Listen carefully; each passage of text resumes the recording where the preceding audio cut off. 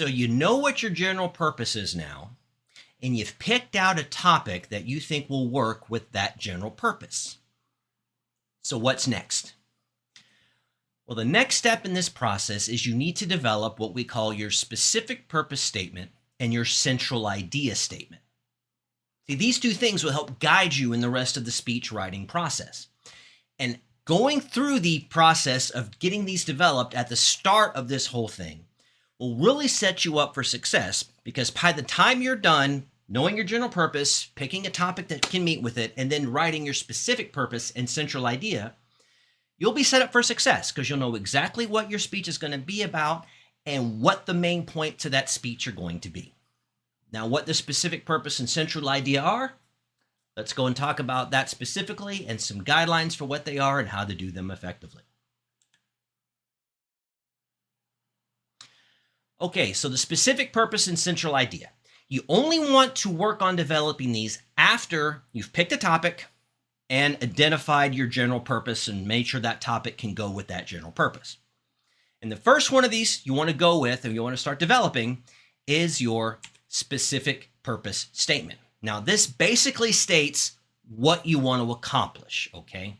Remember, the general purpose was the broad overarching goal. This goes into what you want to accomplish. And I'm going to give you a template. You don't have to follow this exactly. If you want to follow any of my templates exactly, that's totally fine. That should show you how this should be set up and what needs to be included in it. So an effective specific purpose statement should be set up something like this. First, you always begin your specific purpose statement by restating your general purpose. So if you want to inform, you'd begin your specific purpose statement by saying to inform. Then after that, you want to say something about, you want to inform my audience about and then you want to state the number of main points. You don't go into the main points at this point. You just state the number of main points. Like, to inform my audience about the 3 main steps, okay? And then after that, a transitional phrase like of, about, regarding, or in, whatever. And then you state your topic area, all right? So, example, to inform my audience about the 3 main steps in making homemade chocolate chip cookies. All right, my general purpose was to inform. I gave the 3 as the number of main points. And then my topic area was how to make homemade chocolate chip cookies. Okay, that's what a specific purpose statement should look like and what needs to be in it. Now, when putting this together, you can follow this template, but there's also some guidelines that you want to keep in mind. And keeping these guidelines in mind will help you make sure you put everything in a specific purpose statement that needs to be there. And the first one of these is a specific purpose statement needs to be in a full phrase. All right, to be effective, it has to do that. So let's look at why that is. So here we have an example of an ineffective specific purpose. Avalanches. Does that tell you anything else? No. What about avalanches? You informing, persuading? It doesn't tell me anything. If we were in a physical class and we got to the end of class and I said, all right, everybody, I want you to show up to the next class. You're going to give a speech, avalanches, bye, and walked out. You'd probably be chasing me down the hallway with questions, and rightfully so. This doesn't tell me anything. This is a topic, not a specific purpose. This is a specific purpose, and you see how it matches with our template. Begins to inform my audience about the 3 major kinds, states the number, of avalanches. All right. If I gave that to you as a speech assignment, would you have a pretty clear understanding of what I was wanting you to speak about? Yeah. This, no. Lots of questions. This, really effective. You know where you're going. So always a full phrase, not just a word. Our second guideline is it should be phrased as a statement, not as a question. Well, why is that? Well, again, let's take a look at ineffective versus effective. So here we have an ineffective specific purpose because it's phrased as a question. What is Dia de los Muertos? Well, it's the Day of the Dead. And I'm done. Where do I go from there? This doesn't tell me. Questions are meant to be answered, and once you answer them, then they provide no other guidance, whereas this does.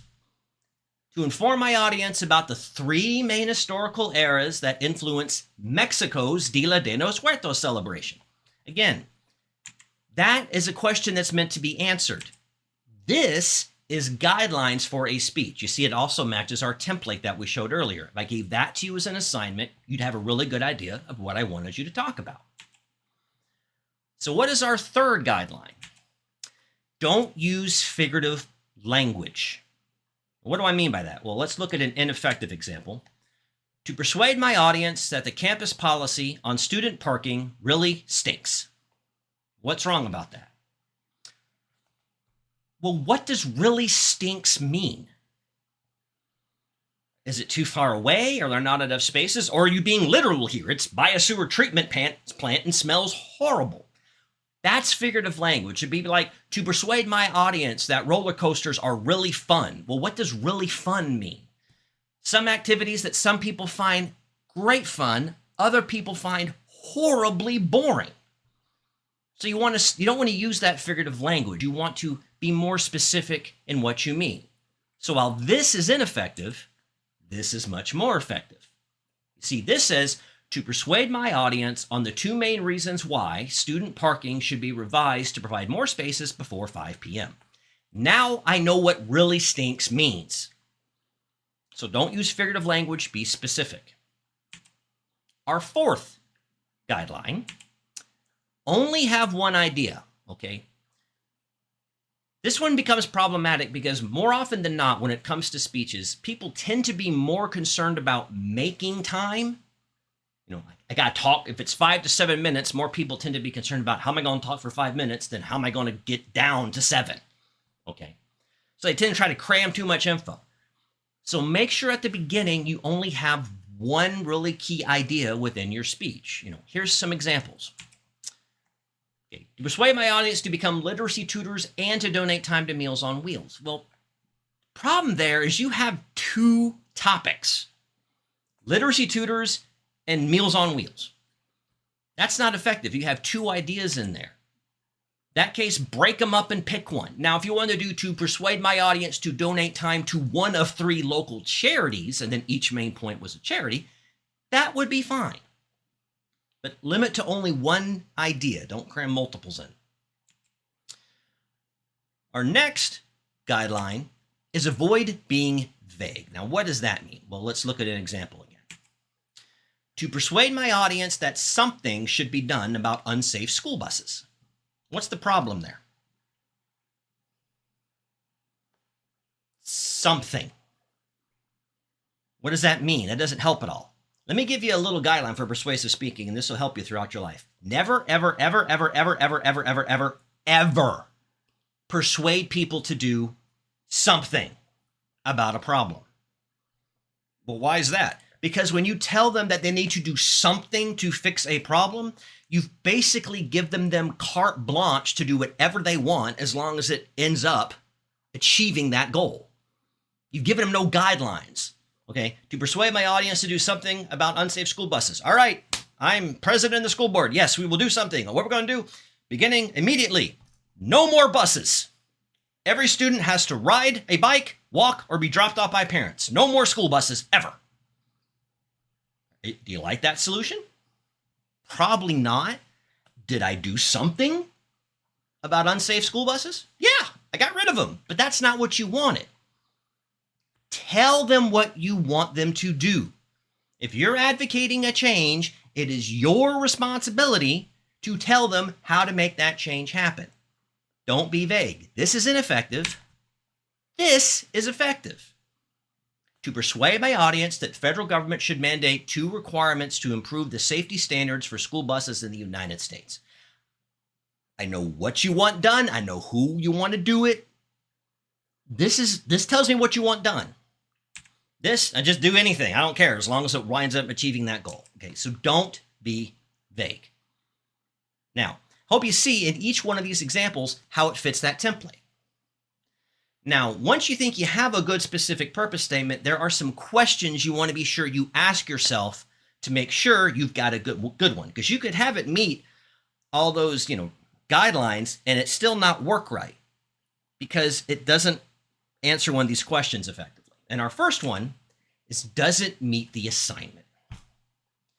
Are you giving a persuasive speech when you're supposed to be giving an informative? I don't care how good your persuasive speech is. If the assignment is to give an informative, you didn't do the assignment. You might write the greatest paper in the history of the world about the Apollo moon landing, but if the assignment was to write a paper about the Battle of Gettysburg, did you do the assignment? No. So does it meet the assignment? Are you following the guidelines you were given? Secondly, can you accomplish it in the time allotted? And this is a big one, okay? There's a natural tendency in people, especially when they're new at public speaking, to pick a really big topic because they think, okay, if I pick a big topic, I'll have lots of stuff to talk about. And it's good to start there, but you need to pare it down and really ask yourself, can I go over this in the amount of time I'm given? For example, you have an informative speech assignment, let's say, in whatever you're taking, it's 5 to 7 minutes in length. You got to give a 5 to 7 minute long informative speech.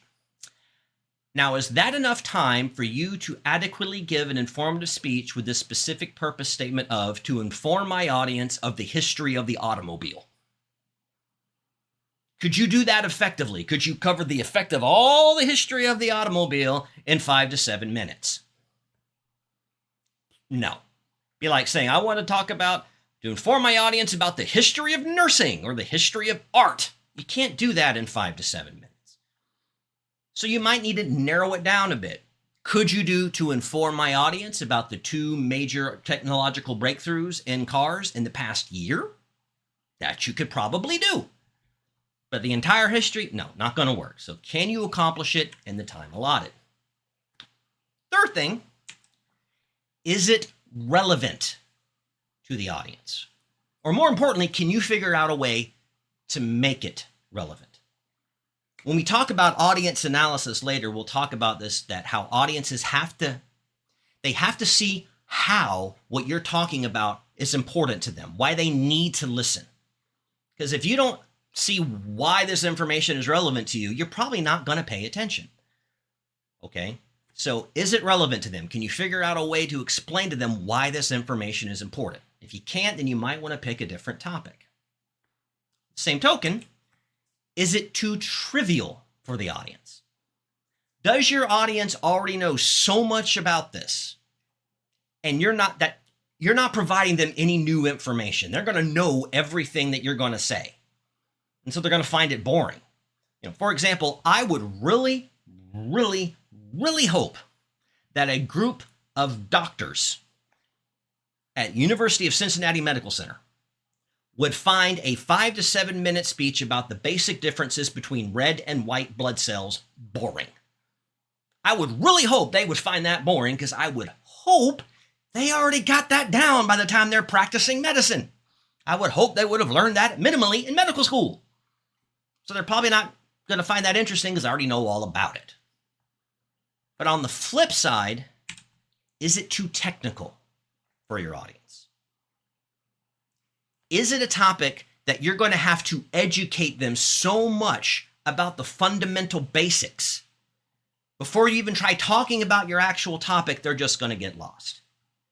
Now, a lot of times, any speech, informative or persuasive, might require you to educate the audience a little bit. Like if their base level knowledge is here and you need to know here, that's fine. You can probably educate them up that much.